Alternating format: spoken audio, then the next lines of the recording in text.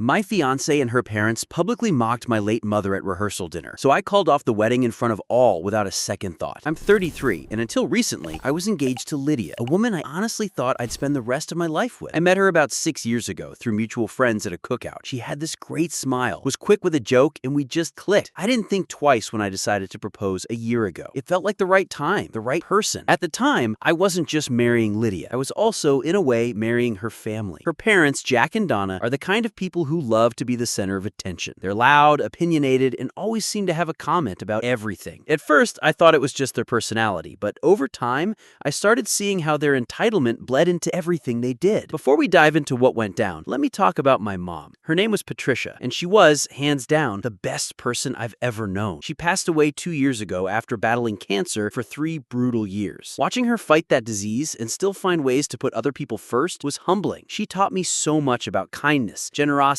and standing up for what's right. My mom wasn't just my rock. She was a lifeline for a lot of people. She had this way of stepping in and helping people without making them feel embarrassed or indebted. Like she'd just quietly do what needed to be done. That included Lydia's family. Jack and Donna owe so much to her, but you wouldn't know it by how they talk about her now. Back when I first introduced Lydia to my mom, it went well enough. My mom liked Lydia, she told me so, and Lydia seemed polite. But as things got more serious, it became obvious that Lydia didn't really get along with my mom. It wasn't anything dramatic, just small comments here and there, like how Lydia would call my mom overly involved or a little too eager to help. It rubbed me the wrong way, but I figured it was just nerves or Lydia trying to adjust to being part of a new family. The thing is, my mom did a lot for Lydia's family. Years ago, when their restaurant was on the verge of shutting down, my mom co-signed a loan to help them out. No one else would take that risk, but my mom believed in them. She even helped them organize their finances and put together a plan to make the business profitable again. And it worked. The restaurant survived, and Jack and Donna were able to keep their livelihood. But it didn't stop there. When their restaurant's industrial oven broke down, they didn't have the money to replace it. My mom paid for it outright because she didn't want them to lose business. She never asked for the money back, even though she could have used it for her own medical bills later on. That's just who she was. Then there was Lydia's older brother, Ryan. He was struggling to finish college because he couldn't afford tuition for his last semester. My mom stepped in and covered the cost so he wouldn't have to drop out. She said, "Education is one thing no one can take away from you." It wasn't just money she gave. It was time and energy. She spent hours helping Lydia's family with everything from bookkeeping advice to babysitting Ryan's kids so he could focus on studying. And let me tell you, not once did Jack, Donna, or Ryan ever thank her properly. Sure, they said thanks in passing, but there was no real acknowledgement of what she'd done for them. My mom never cared about that, though. She wasn't in it for the recognition. She just wanted to help people. When my mom passed away, I was devastated. She was my world, and losing her felt like a piece of me was gone forever. Lydia was there for me during the worst of it, or at least I thought she was. Looking back, I realized a lot of her support was more about doing the bare minimum. She'd say things like, "You need to move on," or "Your mom wouldn't want you to be stuck in grief," which, yeah, maybe was true, but it didn't feel comforting. It felt dismissive. Leading up to the wedding, I started noticing more red flags. Lydia was weirdly dismissive anytime I brought up my mom in conversations about the ceremony. For example, I wanted to include a small tribute to my mom during the vows, and Lydia just brushed it off, saying, "Isn't that going to make people sad? Weddings are supposed to be happy." I let it slide because I didn't want to start a fight, but little things like that kept piling up. Then there were the comments from Jack and Donna. They had this way of talking down to me, like they thought Lydia was marrying beneath her. Jack once joked about how Lydia was upgrading her life by marrying someone from a simpler background. Donna would say things like, "Well, we all make sacrifices for love," as if Lydia was doing me a favor by agreeing to marry me. It stung, but I kept my mouth shut for Lydia's sake. Looking back now, I wish I'd spoken up sooner. Maybe I could have saved myself some heartache, but I kept telling myself that once the wedding was over and the dust settled, things would get better. I couldn't have been more wrong. So fast forward to about a month before the wedding. That's when things really started to unravel. Like I said earlier, Lydia's parents, Jack and Donna, offered to host the rehearsal dinner at this fancy restaurant they had ties to. At first, I thought it was a nice gesture. I figured maybe they were trying to smooth over all the little snide comments and awkward moments we'd had during the wedding planning. I even told myself, maybe this is their way of stepping up and showing some class. Now, a little context about this dinner. Lydia's parents didn't just offer to host it, they made a big show of how generous they were being. Donna kept bringing it up in conversations like, "Oh, we've put so much effort into making this rehearsal dinner perfect. It's going to be the talk of the town." Jack, of course, chimed in every chance he got, reminding me and everyone else that the restaurant was one of the best in the area and how we were lucky they were able to secure it. The whole thing started to feel less like a gift and more like an ego boost for them. But whatever, I was focused on making the wedding happen, so I let them take the reins on the rehearsal dinner. Big mistake. As we got closer to the date, Jack and Donna's true colors started to shine through even more. Every conversation with them turned into some kind of backhanded comment or passive-aggressive remark. For example, when I tried to confirm the guest list for the dinner, Donna rolled her eyes and said, "We'll handle it, Michael. You don't need to stress over the details. Just show up and enjoy." enjoy. It was such a small thing, but it bugged me. Like, this was supposed to be our event, right? Shouldn't Lydia and I have a say in who's coming? Then there was the menu. Donna made this huge deal about how they were curating a high-end dining experience for the night. She kept saying things like, "Oh, we've got this chef to create something really special. Nothing like you'd normally find back home, Michael." That last part was her favorite dig. Back home. She loved to remind me that I wasn't from the same social circle as them. I'm from a small, working-class town, and they never let me forget it. I tried to brush it off and focus on the bigger picture. I kept telling myself, it's just one night, smile, nod, and get through it. But even Lydia was starting to act weird. She'd always had this habit of siding with her parents on things, but in the weeks leading up to the dinner, it got worse. Anytime I brought up an idea or concern, she'd wave it off and say, "Michael, you're overthinking this. My parents know what they're doing." The thing is, it wasn't just about the dinner. It was the way they made me feel like an outsider in my own relationship. They treated me like I was lucky to even be in the room, like I should be grateful that Lydia was willing to marry me. And Lydia, she never stuck up for me. If anything, she encouraged it by laughing along or dismissing me whenever I tried to bring it up. A week before the dinner, there was this incident that should have been a huge red flag for me. Lydia and I were at her parents' house, finalizing some details for the wedding. Donna was in full control mode, flipping through seating charts and floral arrangements like she was planning a royal event. At one point, I made a suggestion about changing the centerpieces to something simpler, something my mom would have loved. Donna didn't even look up from her binder. She just said, "Oh, Patricia had interesting taste, didn't she? But this is Lydia's day. Let's keep things modern, shall we?" I froze. It was such a subtle jab, but it hit me hard. Lydia didn't say a word. She just kept scrolling on her phone like nothing had happened. I wanted to call Donna out right then and there, but I didn't want to start a fight, so I swallowed my pride and stayed quiet. Looking back now, I hate that I didn't say something. It's like every little insult and slight was adding up, but I kept brushing it off because I didn't want to rock the boat. I thought I was keeping the peace. The day of the rehearsal dinner finally arrived, and I could already feel the tension in the air. Lydia and I drove to the restaurant together, and I tried to make small talk to lighten the mood. She was quiet though, scrolling on her phone and barely responding. When I asked if she was excited, she just shrugged and said, "It's just a dinner, Michael. Don't stress. Just a dinner, right?" When we got to the restaurant, Jack and Donna were already there, acting like they owned the place. Jack was standing by the entrance, shaking hands with guests as they arrived, while Donna was busy giving instructions to the staff. The whole thing felt more like a corporate event than a family gathering. The restaurant itself was over the top fancy. White tablecloths, chandeliers,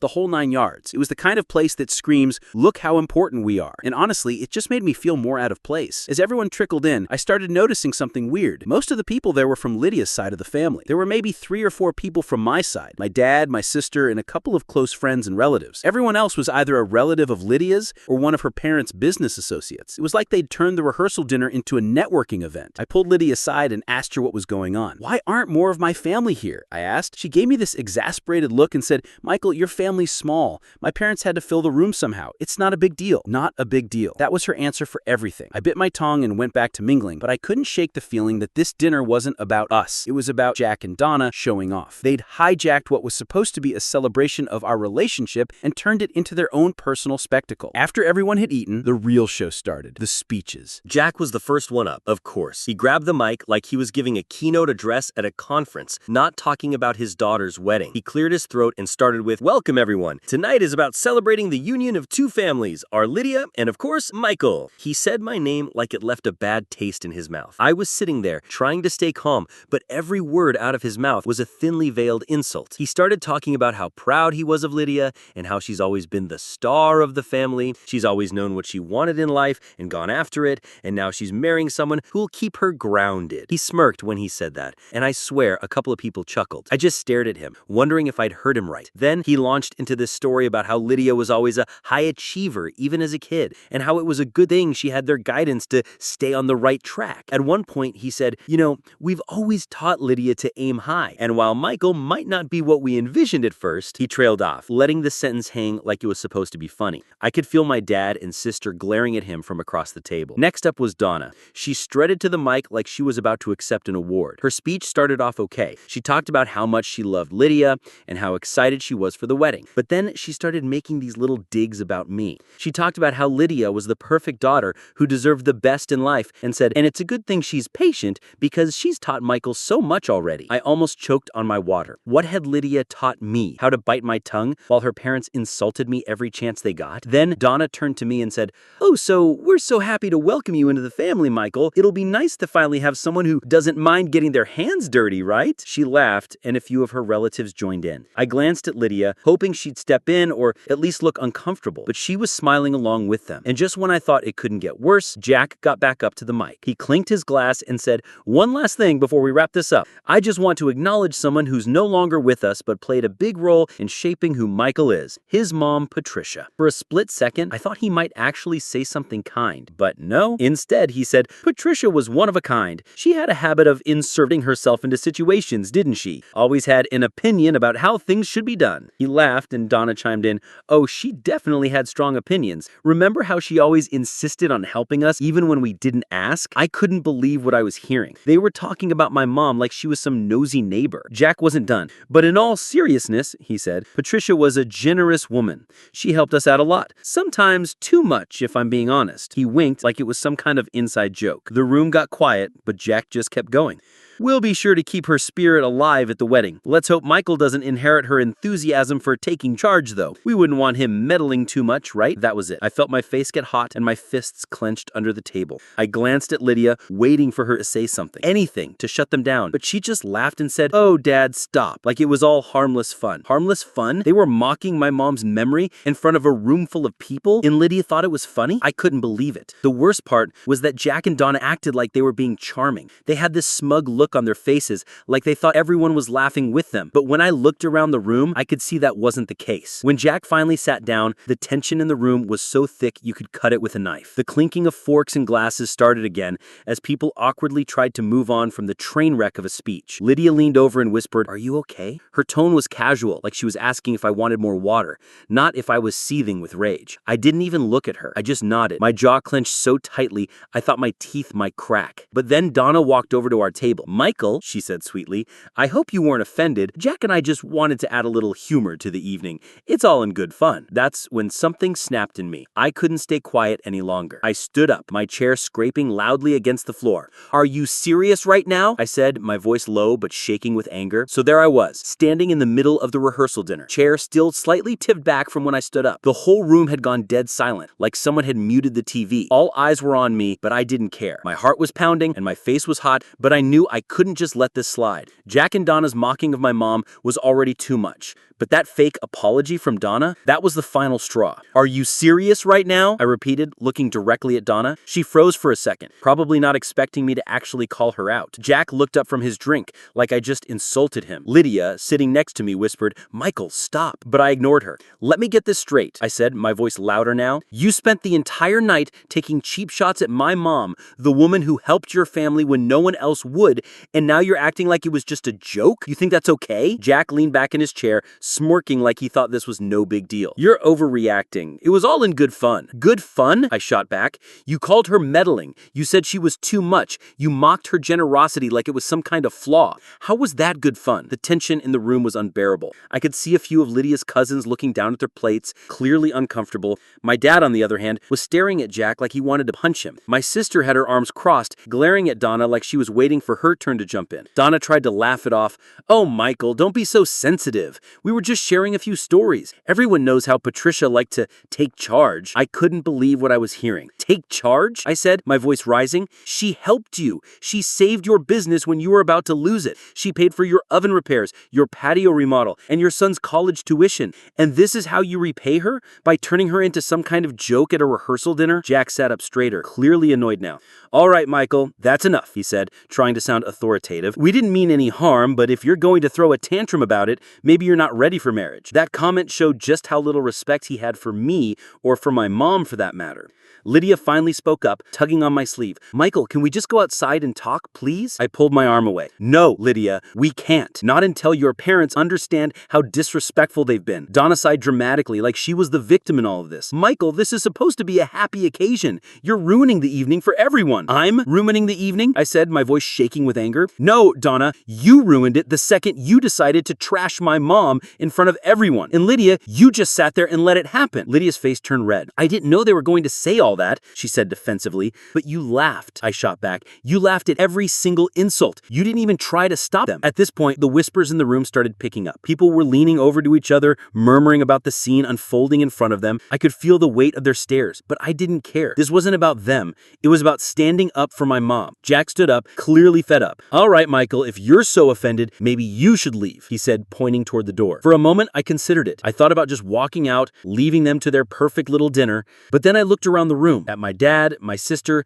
my few friends who had come to support me. They were all watching, waiting to see what I would do, and I realized I wasn't going to let Jack and Donna get away with it. Not this time. "No," I said firmly. "I'm not leaving. Not until you understand what you've done." Jack opened his mouth to respond, but I cut him off. "You act like my mom was some overbearing busybody, but without her, you wouldn't even have this restaurant connection. She didn't do any of that because she wanted recognition or praise. She did it because she cared. And now you're sitting here trashing her memory like it's some kind of punchline. That's not just disrespectful, it's disgusting." The room got completely silent again. Even Jack looked taken aback, like he didn't know how to respond. Donna opened her mouth, but no words came out. Lydia just sat there, staring at the table, her face a mix of embarrassment and anger. Finally, Jack muttered, "We didn't mean it like that. It doesn't matter how you meant it. What matters is how it came across. You don't get to rewrite who my mom was just because it suits your narrative. She deserved better than that. And honestly, so do I." With that, I stepped back from the table and grabbed my coat. "You want me to leave? Fine, but don't expect me to come back." My dad stood up immediately, ready to follow me out. My sister grabbed her purse and shot one last glare at Donna before joining us. A couple of my friends stood up too,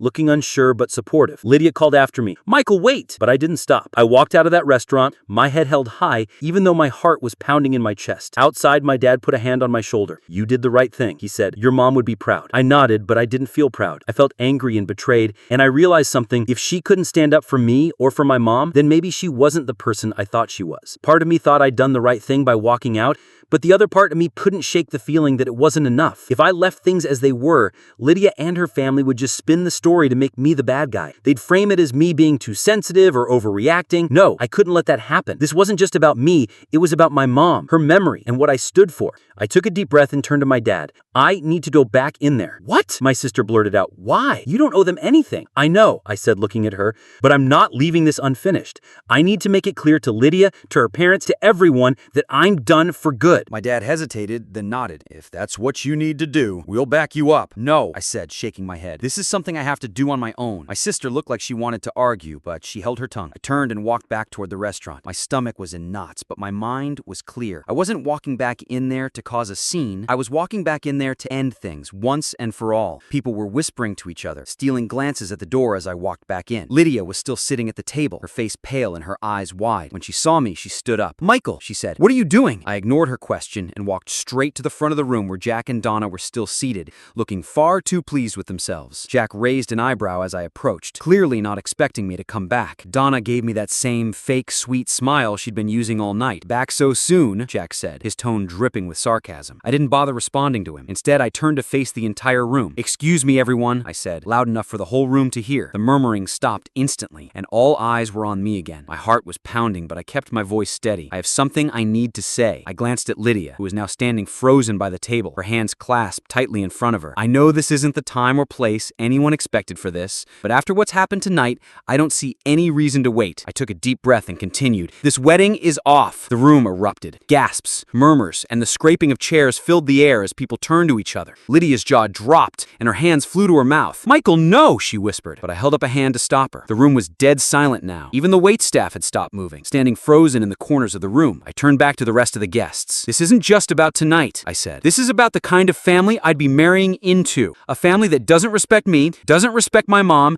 and doesn't respect the values I was raised with. I can't, and I won't, spend the rest of my life being treated like this." Jack finally found his voice. "You're making a big mistake, kid," he said, his tone dripping with condescension. "You're throwing away a good thing over nothing." I laughed bitterly. "Nothing? You think disrespecting my mom is nothing? You think treating me like I'm less than is nothing? No, Jack. The mistake would be going through with this wedding and tying myself to a family that doesn't deserve me." Donna looked like she was about to cry. Or maybe she was just embarrassed that their little show had backfired. "Michael," she said, her voice shaky, "let's not make decisions in the heat of the moment. We can talk about this tomorrow when everyone's had a chance to cool down." "No," I said firmly. "We're not talking about this tomorrow or ever. This is done." I turned to Lydia one last time. Her face was streaked with tears, and she looked like she didn't know whether to scream or beg. I walked back toward the door, my footsteps echoing in the silent room. room. As I reached for the handle, I heard Lydia call after me one last time. "Michael, please don't do this." I paused for a moment, my hand on the door, then turned back and said, "I already did." Walking out of that restaurant felt like ripping off a Band-Aid. There was a sting, sure, but the overwhelming feeling was relief. It was over. The wedding, the constant disrespect, the feeling of being second best in a family I was supposed to join, all of it was behind me. The next morning, the real fallout began. I woke up to about 100 unread messages on my phone. Most of them were from Lydia. A few were from Jack and Donna, and there were even a couple from random relatives of hers who I barely knew. The tone of the messages ranged from pleading to outright nasty. Lydia's texts were full of apologies.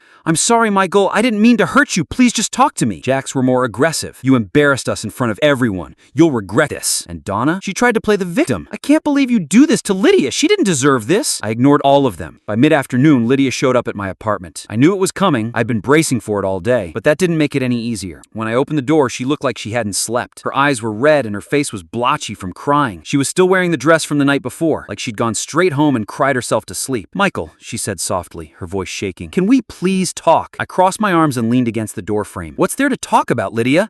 I made myself pretty clear last night." She flinched, like I'd strapped her, but she didn't back down. "I know you're angry and you have every right to be," she said, "but we can fix this. We can work through it." I shook my head. "You don't get it, do you? This isn't something we can just work through." She wiped her eyes with the back of her hand, her voice cracking as she said, "I was scared, okay? I didn't know what to do." "Scared of what?" I asked, my frustration boiling over. "Scared of upsetting your parents? Scared of making a scene?" She didn't have an answer. She just stood there, crying, while I stared at her, waiting for something, anything, that would make me believe she actually understood what she had done, but nothing came. Her eyes widened, but she took a step closer. "Please, Michael," she whispered, "don't do this. We can make it work. I'll talk to my parents. I'll make them apologize. Just don't end it like this." I shook my head again. "It's not just about your parents, Lydia. It's about you. Last night showed me exactly who you are, and I can't unsee it. I deserve better than this." She stared at me for a moment, her face crumpling as the reality sunk in. One Saturday afternoon, I was cleaning out my mom's old keepsake box. It was something that I'd hold on to ever since she passed. Inside were things like her favorite necklace, a pair of earrings she used to wear to church, and a small, delicate locket with a picture of my grandmother inside. That locket had been in my family for generations, passed down from mother to daughter, and my mom had given it to me before she passed. She said, "One day you'll know the right person to give this to." I'd kept it tucked safely in the box. It wasn't just a piece of jewelry, it was a piece of her, of our family history. But when I opened the box that day, the locket was gone. At first I thought I was imagining things. I tore the box apart, carefully searching through every corner, but it wasn't there. I checked the drawers where I kept the box, the shelves, even the floor around it. Nothing. My heart sank as the realization hit me. Someone had taken it. The only person who'd been in my apartment recently, besides my family and close friends, was Lydia. My stomach churned as I pieced it together. She'd come over a few days after the breakup to drop off the engagement ring. She'd asked to use the bathroom before she left, and I'd thought nothing of it at the time, but now it all made sense. I grabbed my phone and texted her. "Did you take the locket from my mom's keepsake box?" A few minutes later, she replied, "What are you talking about?" I didn't buy it for a second. "You know exactly what I'm talking about. The locket my mom left me. It's gone. You're the only person who's been in my apartment recently. Did you take it?" She didn't respond right away, but when she did, her message made my blood boil. "I borrowed it because I wanted to keep a piece of her with me. I thought it would help me feel closer to you." Borrowed? She borrowed it without asking, without even telling me. I couldn't believe the audacity. I called her immediately. When she picked up, she sounded defensive, like she was the victim in all of this. "Michael, it's not a big deal," she said. "I was gonna give it back." "Not a big deal?" I snapped. "That locket has been in my family for generations. It's not some trinket you can just take because you feel like it. How could you even think that was okay?" "I just wanted to feel connected to you," she said, her voice trembling, like she was trying to play the sympathy card. "I didn't think you'd notice." "Of course I'd notice," I shouted. "It's my mom's, and the fact that you didn't think to ask me first makes it even worse." She started crying at that point, but I wasn't in the mood to comfort her. "Where is it?" I demanded. "It's at my parents' house," she admitted through sobs. "I didn't want to lose it, so I left it there for safekeeping." That was the last straw. "You took something that didn't belong to you, something that means more to me than you'll ever understand, and you just left it at your parents' house? Are you kidding?" "I'm sorry," she whispered. "Sorry doesn't cut it," I said, my voice cold. "I'm coming to get it now." An hour later, I was pulling up to Jack and Donna's house. My anger had only grown during the drive, and by the time I knocked on the door, I was ready to explode. Donna opened it, her fake sweet smile fading when she saw the look on my face. "Michael," she said cautiously, "what are you doing here?" "I'm here to get my mom's locket locket, I said bluntly. Lydia told me it's here. Donna's face shifted into a mix of confusion and annoyance. Lydia took a locket? Why would she? Just get it, I interrupted. She narrowed her eyes but stepped aside to let me in. A few minutes later, Lydia came downstairs, holding the locket in her hand. Her eyes were red and her face was blotchy, but I didn't care. All I saw was the locket dangling from her fingers like it was nothing. Here, she said, holding it out to me. I snatched it from her hand and inspected it, making sure it was the same one. When I was satisfied, I stuffed it in my pocket and turned to leave. Oh, Michael, wait, she said, her voice desperate. I didn't mean to upset you. I was just trying to save it, I said, cutting her off. You stole from me, Lydia, from my mom. Like what you had already done wasn't enough? Her face crumbled and she started crying again. But I didn't stop. I walked out the door, slamming it behind me. And the days that followed, I blocked her number, deleted her messages, and cut off every possible way for her to contact me. I was done with her family, and all the drama they brought into my life. Calling off the wedding was hard, but this was the final nail in the coffin. And as tiring as it was, it also felt like closure. I'd stood up for myself, for my mom, and for the values that she had instilled in me. I knew I'd made the right choice, and for the first time in a long time, I felt at peace.